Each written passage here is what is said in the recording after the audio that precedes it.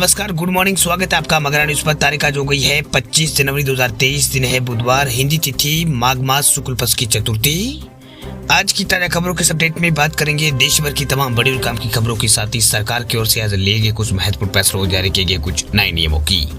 तो इस वीडियो को अभी लाइक करें और चैनल को सब्सक्राइब करके घंटी के निशान को जरूर से दबा दे। तो चलिए आगे बढ़ते हैं आज की बड़ी खबरों की तरफ। तो पहली बड़ी खबर देखिए, एयरटेल के ग्राहकों को एयरटेल ने दिया है झटका। 7 और सर्कल्स में महंगा हुआ है रिचार्ज प्लान। देश की प्रमुख टेलीकॉम कंपनी भारती एयरटेल ने प्रीपेड यूजर्स के लिए अपना जो मिनिमम मंथली रिचार्ज है उस प्लान को 7 और सर्कल्स में महंगा कर दिया है। इन सर्कल्स के एयरटेल यूजर्स को अब हर महीने कम से कम 155 रुपए का रिचार्ज कराना होगा, जबकि अभी तक कंपनी मिनिमम प्लान जो है 99 रुपए कंपनी का जो है वो उपलब्ध था। वह 99 रुपए के प्लान में यूजर्स को अनलिमिटेड टॉक टाइम यहाँ पर मिलता था और ये प्रत्येक कॉल की अवधि के आधार पर बैलेंस से यहाँ पर घटता रहता था। वैसे इसकी वैलिडिटी 28 दिन की थी। वह एयरटेल ने पिछले साल नवंबर में इस प्लान को खत्म करना शुरू कर दिया था। अब इसे 7 और सर्कल्स में बंद कर दिया गया है। वही 99 रुपए वाले प्लान खत्म होने के साथ इन सभी सर्कल्स के एयरटेल यूजर्स को कम से कम 155 रुपए का एंट्री लेवल का रिचार्ज प्लान खरीदना होगा। इसकी भी वैलिडिटी 28 दिनों की है। हालांकि इसमें यूजर्स को इसके साथ अनलिमिटेड कॉलिंग और 1 GB डेटा जो है वो मिलेगा और 300 SMS भी फ्री आप मिलेंगे। बात करते हैं अगली खबर की। तो 1 फरवरी से बदलेगा ट्रैफिक नियम, सीधे अकाउंट से कटेगा जुर्माना। दिल्ली एनसीआर में रहने वाले लोगों के लिए बड़ी खबर है। दरअसल अगर आप भी दिल्ली एनसीआर में वाहनों को लेकर फराटे भरते हैं तो सावधान हो जाइए, क्योंकि अब जुर्माना वसूलने के लिए आपको रोका नहीं जाएगा, बल्कि नियम तोड़ने के कुछ देर बाद ही आपके अकाउंट से जुर्माने की राशि वसूल ली जाएगी। यदि आपके अकाउंट में पर्याप्त बैलेंस नहीं है तो पूरा होते ही ट्रैफिक नियमों यहाँ पर पूरा होते ही काट लिया जाएगा। वह जानकारी के मुताबिक नए ट्रैफिक नियम जो है दिल्ली एनसीआर में 1 फरवरी को लागू होने जा रहे हैं। वह ट्रैफिक सूत्रों का दावा है कि पिछले साल ये तकनीकी लागू होने वाले थे, लेकिन मंजूरी न मिलने के बाद ये यहाँ पर अटक गई थी। दरअसल अब 1 फरवरी 2023 से ट्रैफिक नियम और कड़े होने जा रहे हैं। हालांकि इन नियमों का असर अभी दिल्ली एनसीआर में ही देखने को मिलेगा। पिछले साल ही ट्रांसपोर्ट मंत्री ने अकाउंट से जुर्माना वसूलने को लेकर योजना यहाँ पर बनाई थी, लेकिन धरातल पर नहीं उतर पाई। वह यह बताया जा रहा है कि कई नियमों में यहाँ पर जो जुर्माने का चार्ज है वो 10,000 रुपए किया जाएगा। नए नियमों के मुताबिक अगर ड्राइवर बस लेन से बाहर चलता है तो भारी जुर्माने से लेकर लाइसेंस और परमिट भी रद्द किया जा सकता है। जानकारी के मुताबिक दिल्ली एनसीआर में के सभी वाहन चालकों के ड्राइवर लाइसेंस और आधार के जरिए बैंक खाते से यहाँ पर लिंक किए जाएंगे, ताकि नियम तोड़ने पर सीधे अकाउंट से संबंधित जुर्माना जो है सीधा काट दिया जाए। हालांकि आधिकारिक घोषणा इसकी नहीं हुई, लेकिन ट्रैफिक सूत्रों का मानना है कि 1 फरवरी से इस नए नियम को लागू कर दिया जाएगा। बात करते हैं अगली खबर की। तो व्हाट्सएप ला रहा है कमाल का फीचर, भेज सकेंगे ओरिजिनल क्वालिटी की फोटो। व्हाट्सएप की ओर से अपने यूजर्स को हमेशा कुछ न कुछ नया अपडेट यहाँ पर मिलता रहता है। इसकी जो पेरेंट कंपनी है मेटा, वो एक नया फीचर अब लाने की तैयारी में। जैसे कंपनी ऐप को पूरी तरह से यहाँ पर सोशल मीडिया ऐप बनाने के लिए कई फीचर टेस्ट कर रही है। वही अपडेट और फीचर को ट्रैक करने वाली जो वेबसाइट है वह मेटा इन्फो, उसकी रिपोर्ट के मुताबिक एक बड़ा खुलासा यहाँ पर किया गया है, जिसमें कहा गया कि मेटा व्हाट्सएप के नए फीचर की टेस्टिंग कर रही है। इस नए फीचर का अपडेट आ जाने के बाद व्हाट्सएप के जरिए चैटिंग के दौरान दूसरे यूजर्स को ओरिजिनल क्वालिटी में फोटो शेयर करने की जो सुविधा है वो मिलेगी। अभी तक व्हाट्सएप स्टोरेज और बैड स्पेस से बचने के लिए चैटिंग के दौरान यहाँ पर चैटिंग है उसके दौरान यहाँ पर शेयर किए गए इमेज को अपने आप यहाँ पर कॉम्प्रेस कर देता था। यानी जब कोई यूजर व्हाट्सएप के जरिए दूसरे यूजर्स को फोटो शेयर करता था उसकी क्वालिटी और डिटेल में गिरावट यहाँ पर आती थी, जिससे फोटो धुंधली लगने लगती थी। अब ये जो नया फीचर आ रहा है इसके आ जाने के बाद में आप ओरिजिनल फाइल को यहाँ पर ओरिजिनल तरीके से यहाँ पर भेज पाएंगे। ये नया व्हाट्सएप में जो फीचर है जो यहाँ पर आ रहा है। बात करते हैं अगली खबर की। तो स्वदेशी operating system Bhar OS system की सफल टेस्टिंग, गूगल एप्पल पर सरकार की निर्भरता होगी कम। इंडियन टेक्नोलॉजी सेंटर ने कल जो है एक बड़ी उपलब्धि हासिल की है। दरअसल केंद्रीय कम्युनिकेशन और इलेक्ट्रॉनिक और IT मंत्री जो है अश्विनी वैष्णव और केंद्रीय एजुकेशन मिनिस्टर धर्मेंद्र प्रधान उन्होंने मंगलवार को देसी ऑपरेटिंग सिस्टम भार OS की टेस्टिंग यहाँ पर की है। वही made in India operating system को Indian Institute of Technology Madras यानी IIT मद्रास द्वारा विकसित यहाँ पर किया गया है। वही भारत की गोपनीय और सुरक्षा के मद्देनजर नया ऑपरेटिंग सिस्टम जो है काफी अहम है। वही लेटेस्ट ऑपरेटिंग सिस्टम के आ जाने के बाद में गूगल और एंड्रॉयड और गूगल के एंड्रॉयड और एप्पल के iOS जैसे ऑपरेटिंग सिस्टम पर देश की जो निर्भरता है वो कम होगी।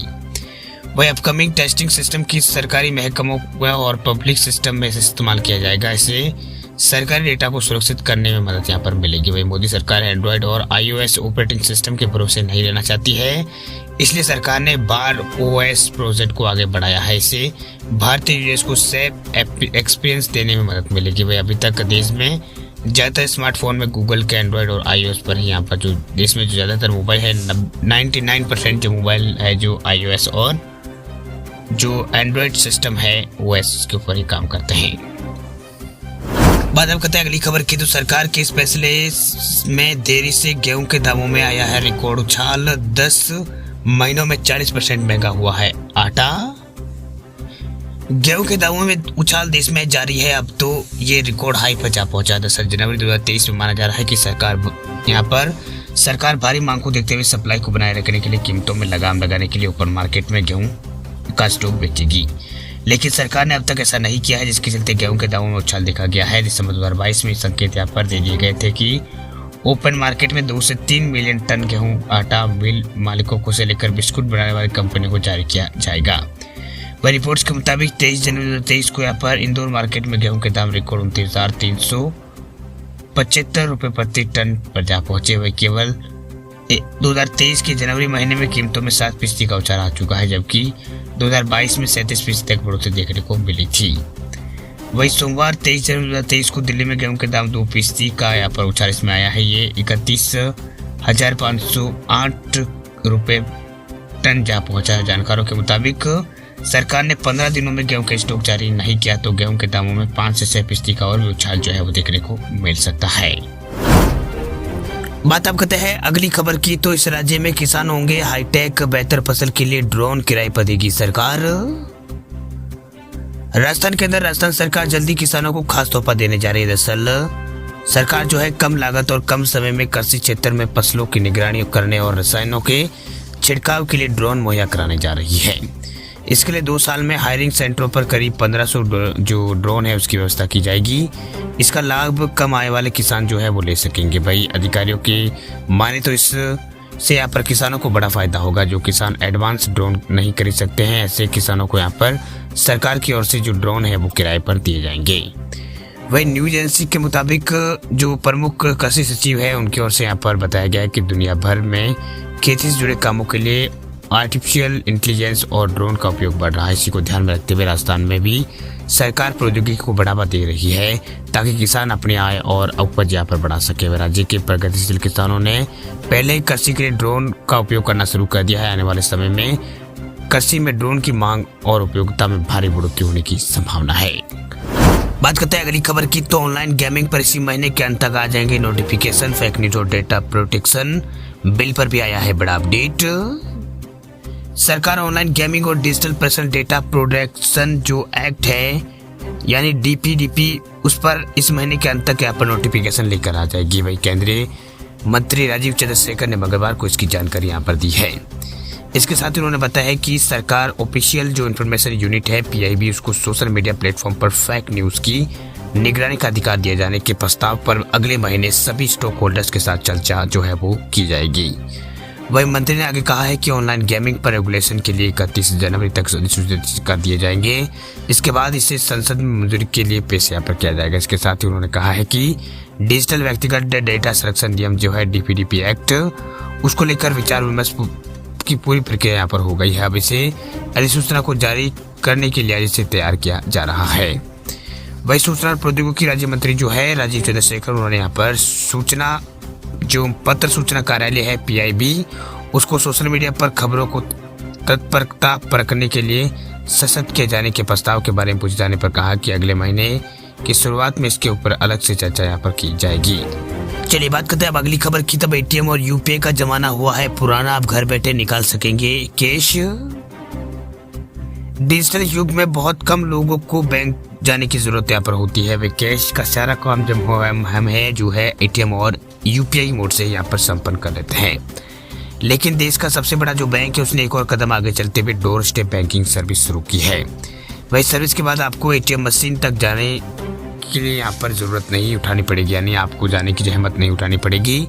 बल्कि आप घर बैठे ही जितना चाहे उतना कैश यहाँ पर निकाल सकेंगे। इसके लिए जरूरी प्रोसेस को पूरा करना होगा, लेकिन एसबीआई की जो सेवा है वो आपके दरवाजे तक, ये सेवा है वो पहुंचाएगी, यानी जो कैश है वो आपके दरवाजे तक जो है पहुंचाएगी।